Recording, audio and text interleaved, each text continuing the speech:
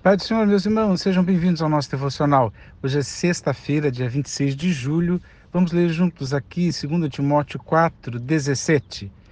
Todavia, o Senhor permaneceu ao meu lado e me abençoou com forças para que, por intermédio, a mensagem fosse plenamente proclamada e todos os que não são judeus a ouvissem.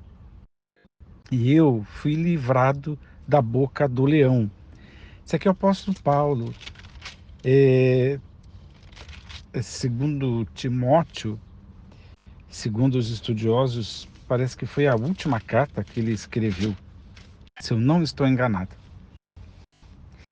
Mas ele está se referindo ao ocorrido lá no livro de Atos, quando ele foi levado a julgamento. Então, verso 16, ele diz, na minha primeira defesa, né? O que aconteceu? Por que o apóstolo Paulo está dando esse testemunho? Não é para lamuriar-se, não é uma lamentação do tipo, o quanto eu sou coitadinho, o quanto eu tenho que sofrer. Não, não é isso. As lições são outras, são bem melhores do que uma reclamação. Mas, enfim, ele fala nos versos anteriores de alguns opositores, entre eles o Alexandre, recomenda a Timóteo para ter cuidado com Alexandre. É interessante que dá nome ao indivíduo e não é uma maledicência. Ele está dizendo, por quê? Porque ele se opôs às minhas palavras. E as minhas palavras aqui do apóstolo Paulo não significa a opinião que eu tive em relação à cor que vai pintar a parede, né? A opinião que eu tive em relação a marcar o dia da festa, essas coisas de igreja. Não. Se opor às palavras do Paulo é se opor ao Evangelho, porque era disso que o apóstolo Paulo se ocupava. Então ele deixa claro, ele pontua. Eu amo essa clareza da Bíblia.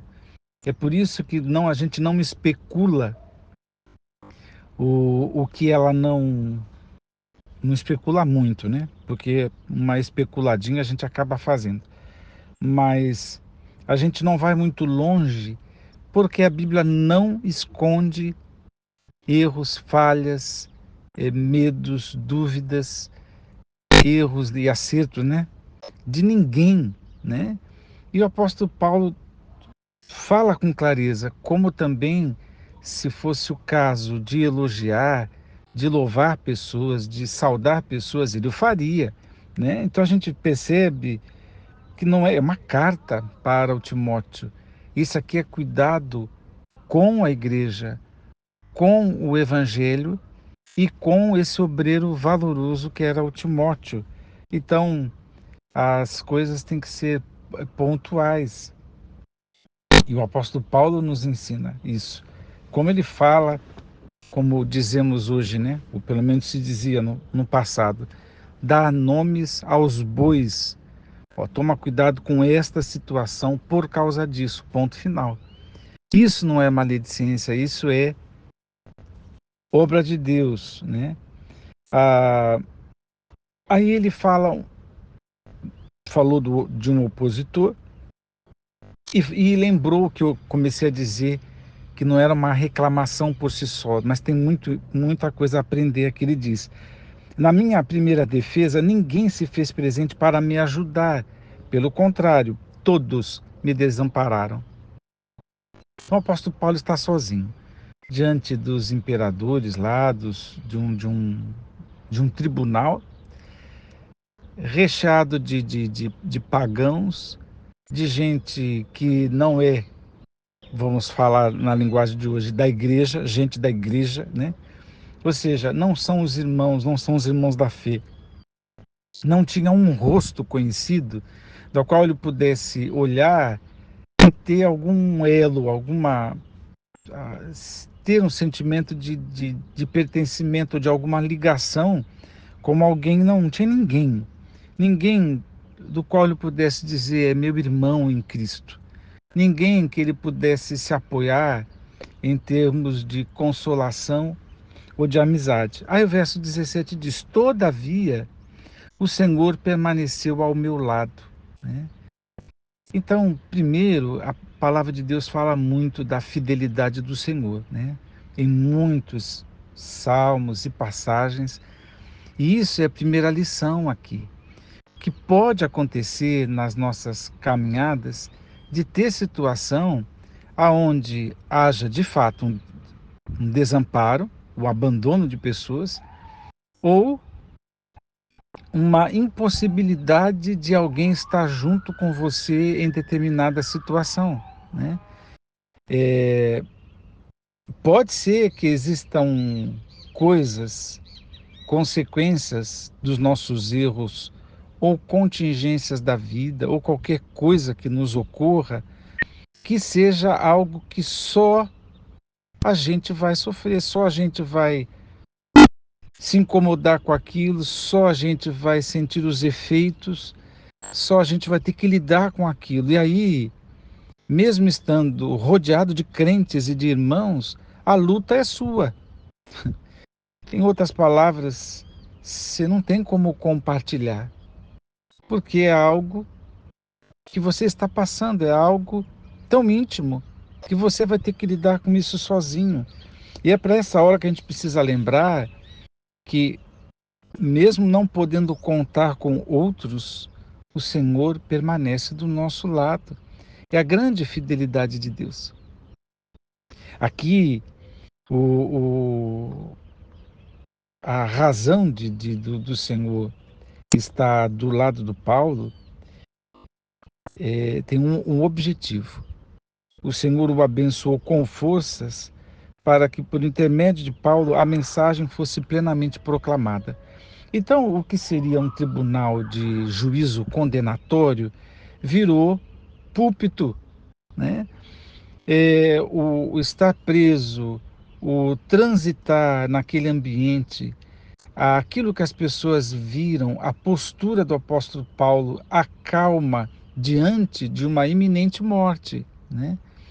a, a segurança da mensagem, o contato que as pessoas tiveram com a verdade do Evangelho na boca de alguém que a qualquer momento pode virar defunto mesmo, né? Morrer mesmo. Então tudo isso é muito impactante. O Senhor estava ali do lado de Paulo para que Paulo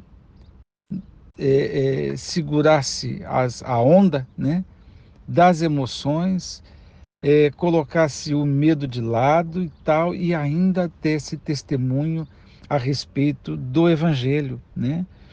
E ele diz mais: a mensagem fosse plenamente proclamada a todos os que não são judeus ao visto. Então ele está falando daquela, me permita a expressão, daquela plateia, né? Daquele auditório de gente pagã, dos povos, gentios, os estrangeiros, né? Que estavam ali, muitos romanos e outras etnias, né? E aí ele diz: e eu fui livrado da boca do leão, né? Então, boca do leão aqui pode ser uma referência a Nero, pode ser uma referência de ser livre de ser comido por leões, como muitos crentes foram, apesar de Paulo ser romano, muito provavelmente não seria esta a condenação. Mas uma coisa que a gente não tem dúvida, quando ele diz, é uma metáfora, né? Livrou da boca do leão, me livrou da morte, me livrou de um juízo condenatório ou de uma punição com a morte, né? Deus fez isso. E é interessante que aqui, se tivesse algum magistrado, algum colega, advogado, como dizemos hoje, alguém ali dissesse alguma coisa em defesa do apóstolo Paulo, ele diria, fulano me ajudou, mas fulano interviu. Não, aqui é a presença do Senhor só. É o apóstolo Paulo diante de leões, entenda isso, né? De muita gente querendo matá-lo, mas também de muita gente que necessitava ouvir o Evangelho, né? E ele foi livre de tudo isso porque o Senhor estava do seu lado e foi só, é isso que eu quero reafirmar, só o Senhor que o ajudou. Aí ele diz mais: assim o Senhor me livrará também de toda a obra maligna. Eu fico olhando para essa expressão, aí a princípio eu pensei, ele deve estar falando obra maligna, porque ele citou aqui o Alexandre, que é um opositor. Pensei, obra maligna pode ser também quando os crentes são tentados a não dar apoio, quando os crentes são tentados a desamparar o outro, a deixar o outro no caminho. Fiquei pensando nisso. Mas acho que toda obra maligna pensa numa pessoa, num crente, que num momento assim tão crucial, num momento assim tão debaixo da sombra de uma possível morte, né? Muito próximo de morrer, ele não poderia se esquivar, fugir no sentido, não, não é nada disso, e, e começar a desmentir a sua pregação, ou fazer algum acordo, ou, como é que se diz, retroceder, que é uma expressão da Bíblia, lá de Hebreus, né? E dizer, não, se é para morrer, não, eu vim até aqui, mas se esse negócio de levar evangelho tem que morrer por causa dele, eu vou retroceder. Eu penso, irmãos, que a obra maligna que o apóstolo Paulo está dizendo é não perder a fé, né? Porque é isso que o diabo faz. Porque a gente não cita, o apóstolo Paulo não cita, mas eu penso que o adversário estava ali nos ouvidos dele, dizendo: olha, vale a pena? Vale a pena morrer? Hein, Paulo? Você já fez tanto? Agora tá aí, ó, não tem um irmão aqui para te dar um apoio. Você está sozinho, Paulo. E além de estar sozinho, vai morrer por causa dessa causa.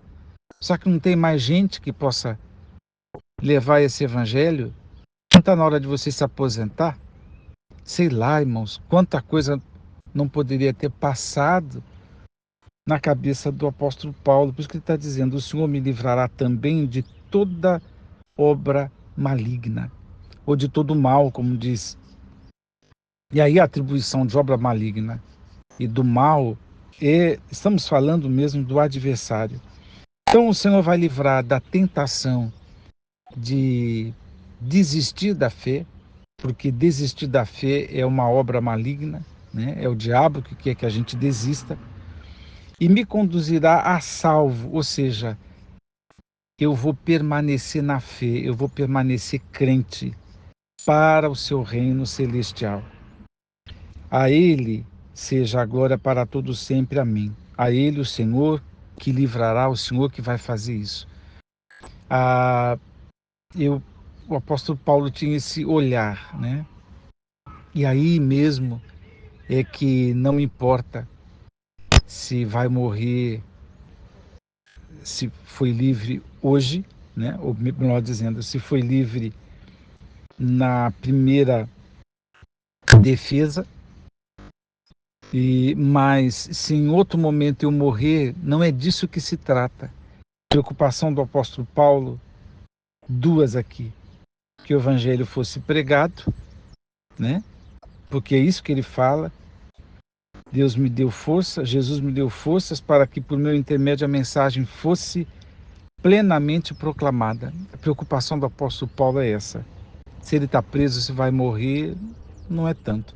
Número 2 é a preocupação com a sua própria salvação. Deus me livrará de desistir da fé e vai me guardar nesse lugar de pregador do evangelho até que eu dê entrada no reino celestial. E ser preso, e morrer, e ser desamparado, e ter lá Alexandres, no plural, né, que prejudicam a pregação do evangelho, que se opõem fortemente às palavras do evangelho. Nada disso importa. O que importa é que o Evangelho seja proclamado, essa é a visão do apóstolo Paulo, e que ele próprio também não perca a salvação que proclama. Que Deus te abençoe a pensar nestas coisas e o quanto a gente aprende numa experiência traumática de Paulo, mas que ele não passou sozinho, assim como nós não passaremos nenhuma dificuldade nesta vida sozinho. E importa para nós aprender com Paulo. A nossa preocupação e o nosso olhar deve ser em que o evangelho seja pregado direitinho e que o evangelho seja pregado, né? E que eu não me perca, ainda que falando aos outros, não me perca, mas permaneça na fé. Que Deus te abençoe. Vamos orar.